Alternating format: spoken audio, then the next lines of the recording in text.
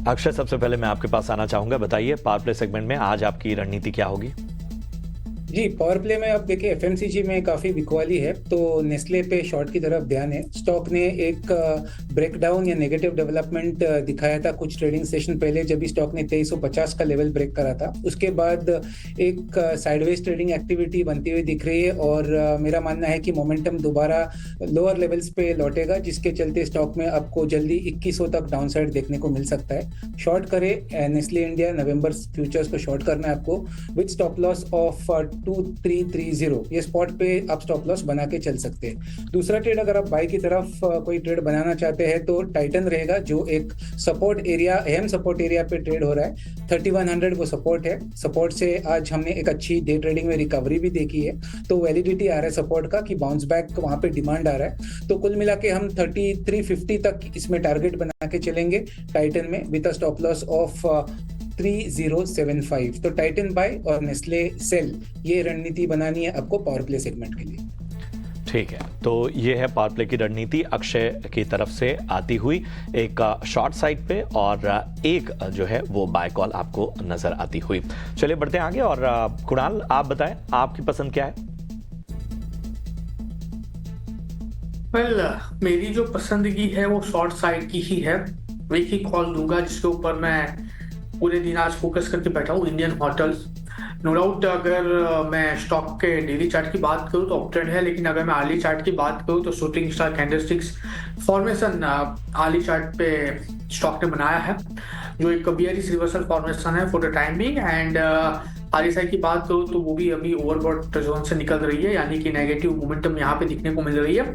So Indian hotels जो फिलहाल 728 के अराउंड ट्रेड कर रहा है, उसको स्पॉट करके चलने की सलाह रहेगी।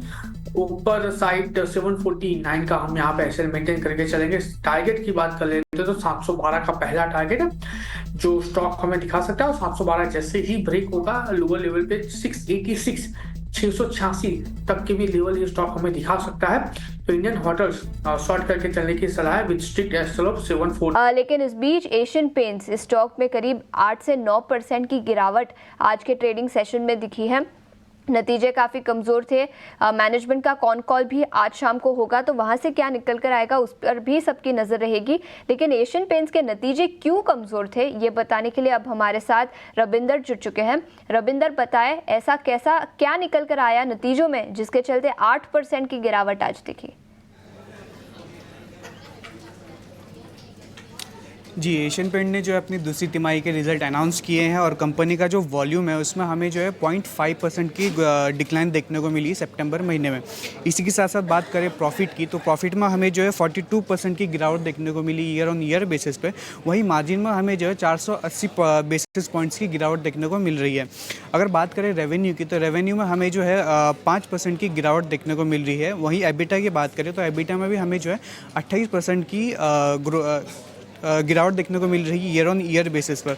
और इसके पीछे जो रीज़न है, ये वीक तो ओवरऑल जो नंबर आया है एशियन पेंट का वो वीक आया है, और उसके पीछे जो रीज़न है वो पेंट इंडस्ट्री में जो कंपटीशन ग्रो हो रहा है उसके वजह से हमें जो है वीक सेट ऑफ नंबर देखने को मिल रहा है। इसी के साथ साथ दूसरी तिमाही में जो है मानसून और फ्लड, देश के कई हिस्से में जो फ्लड आया है उसकी वजह से हमें जो डिमांड पर प्रेशर दिख रहा है।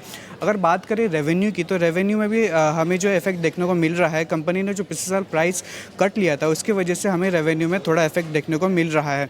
अगर इसी के साथ अब बात करते हैं मैनेजमेंट ने क्या कमेंट्री दी है, तो इसमें जो है मैनेजमेंट का कहना है कि डिमांड पे जो है प्रेशर था दूसरी तिमाही में, और इसी के साथ साथ डिमांड जो है, डिमांड में जो प्रेशर है वो कंटिन्यू होता हुआ दिख रहा है।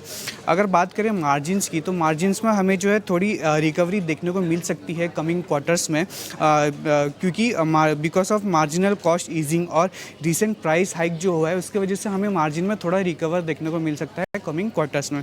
इसी के साथ साथ ब्रोकरेज ने भी अपनी डाउनग्रेड रेटिंग स्टार्ट कर दी है, तो देखते हैं कौन से ब्रोकरेज ने क्या रेटिंग दी है। तो सबसे पहले बात करते हैं मॉर्गन स्टैनली की। मॉर्गन स्टैनली ने जो अपनी अंडरवेट रेटिंग दी है और टारगेट प्राइस जो है 2522 का रखा है। इसी के साथ साथ जेपी मॉर्गन ने भी जो अपनी अंडरवेट रेटिंग दी है और टारगेट प्राइस 2400 का रखा है। जेफरीज की बात करें तो जेफरीज में भी जो है अंडर परफॉर्म रेटिंग रखा है और टारगेट प्राइस 2100 का रखा है। वहीं CLSA ने जो है उसने भी अंडर परफॉर्म रेटिंग रखा है और टारगेट प्राइस जो है 2290 का रखा है।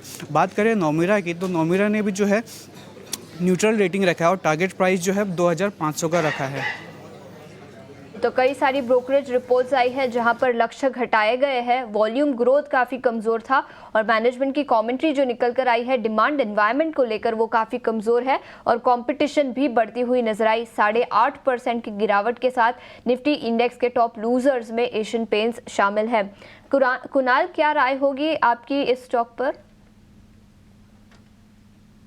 वेल, एशियन पेंट का अगर हम चार्ट देखें तो जिस हिसाब से स्टॉक में अभी गिरावट हमें देखने को मिली है, हो सकता है कि यहाँ से फर्दर गिरावट भी स्टॉक में देखने को मिले। आज गैप डाउन ओपनिंग हुआ है एंड जो स्ट्रॉन्ग सपोर्ट था 2660 के अराउंड का, वो सपोर्ट भी काउंटर ने ब्रेक कर दिया है। लाइकली चांसेस है कि आने वाले दिनों में ये स्टॉक हमें नीचे में 2300 तक के भी लेवल दिखा सकता है। मेरा ये मानना है कि अगर 2300 तक के लेवल आते हैं तो वहां पे पोजीशन एक्यूमुलेट करके चलना चाहिए, क्योंकि पहले भी 2300 के अराउंड का सपोर्ट लेने के बाद स्टॉक ने ऊपरी लेवल पे में 3500 से 3600 के लेवल दिखाए हैं।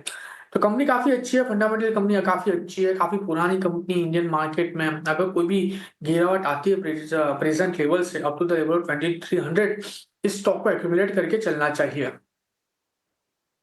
बिल्कुल, तो ये राय एशियन पेंट्स पर नतीजों और ब्रोकरेज रिपोर्ट्स के बाद यहाँ पर गिरावट दिखी है। के साथ हमने पावर ग्रिड की बात की तो दो और पावर फाइनेंसियर्स की बात कर लेते हैं, पीएफसी और आरईसी। पीएफसी में करीब 7% की तेजी आज दिखी है। दो ब्रोकरेज रिपोर्ट्स हैं, बर्नस्टीन और सीएलएसए। बर्नस्टीन ने आउट परफॉर्म की रेटिंग बरकरार और 620 रुपए प्रति शेयर का लक्ष्य यहाँ पर दिया है, वहीं सीएलएसए ने 610 रुपए प्रति शेयर का लक्ष्य दिया है। दोनों ब्रोकरेज हाउसेस का नजरिया काफी पॉजिटिव है। बर्नस्टीन का मानना है कि दूसरी तिमाही के नतीजे काफी अच्छे थे, डिसबर्समेंट और एसेट क्वालिटी पर नजरिया भी काफी पॉजिटिव है। और सीएलएसए की बात करें तो उनका मानना है कि थर्मल कैपेक्स में अपटिक दिखेगा, जिसका पॉजिटिव इंपैक्ट कंपनियों पर दिखेगा। पीएफसी ही नहीं, आरईसी के स्टॉक में भी करीब 2% की तेजी दिखी है। हाँ, दिन की ऊंचाई से थोड़ी सी गिरावट, लेकिन उसके बावजूद दोनों ही पावर फाइनेंसिंग कंपनीज में आज अच्छा एक्शन दिखा है। नागराज, क्या राय रहेगी पीएफसी और आरईसी दोनों पर? पीएफसी आरईसी कंपेयर करोगे तो पीएफसी थोड़ा अच्छा बेहतर लग रहा है मेरे ख्याल से। एक बाउंस में स्ट्रेंथ दिख रहा है, करीब करीब 6-7% का एक आपको दिखा रहा है। एक पैटर्न फॉर्मेशन भी अच्छा है, जो रेंज बाउंड एक्शन के बाद एक अपसाइड ब्रेकआउट देने का कोशिश कर रहा है। 200 डे ईएमए का सपोर्ट भी है। मेरे ख्याल से आगे वाले दिनों में एक अच्छा खासा अपसाइड बन सकता है पीएफसी में। जो इमीडिएट हार्डल रहेगा अराउंड इसका 505 का। ये नजरिया पीएफसी और आरईसी पर। इस बीच आईटीआई स्टॉक पर फोकस करेंगे। याद रखिए, शुक्रवार के ट्रेडिंग सेशन में भी करीब 12 से 13% का उछाल कंपनी को नए ऑर्डर्स मिले थे, उसके चलते दिखा था। और आज भी इस स्टॉक में करीब 11% की तेजी दिखी है। कंपनी को 1540 करोड़ के भारत नेट से ऑर्डर्स मिले हैं कई सारे स्टेट्स में, जिसके चलते लगातार दूसरे दिन यहाँ पर 11% की तेजी है। इसी पर टेक्निकल राय ले लेते हैं। कुणाल, क्या नजरिया होगा आईटीआई पर 2 दिनों की तेजी के बाद? वेल, बहुत ही बढ़िया मोमेंटम आईटीआई में हमें देखने को मिली है। पिछले 3 दिन में एक टाइम था कि स्टॉक 235-230 के लेवल पे ट्रेड करता था और आज 100 पॉइंट ऊपर है। यानी आप कह सकते हो कि पिछले 3 ट्रेडिंग सेशन में बहुत ही बढ़िया मोमेंटम ये स्टॉक में हमें देखी गई है।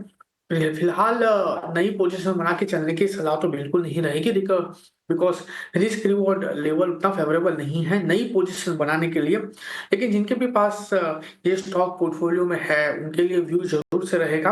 होल्ड करके रखिए। 342 का ऊपर एक रेजिस्टेंस आ रहा है, जिस हिसाब से स्टॉक चला है 342 के ऊपर अगर स्टॉक क्लोजिंग देता है तो और भी अच्छे लेवल ऊपर में देखने को मिल सकते हैं, जहां पे जिसके बेस पे 385 पहला टारगेट होगा और 385 जैसे ही ये काउंटर क्रॉस करेगा, वन वे ऊपर में 450 तक के भी लेवल हमें देखने को मिल सकते हैं।